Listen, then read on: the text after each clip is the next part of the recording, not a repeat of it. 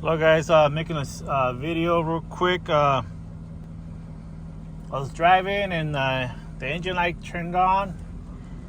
It gave me a cylinder 5 misfire P0305. I wasn't too sure what it was.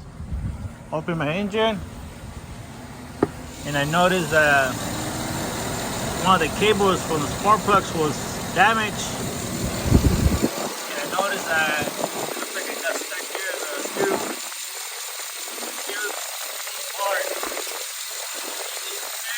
When AutoZone, they gave me a free box because they have warranty.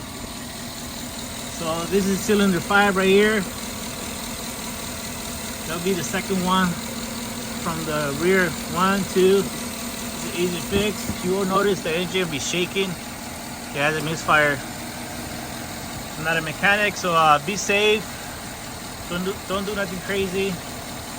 Alright, I hope you guys like it.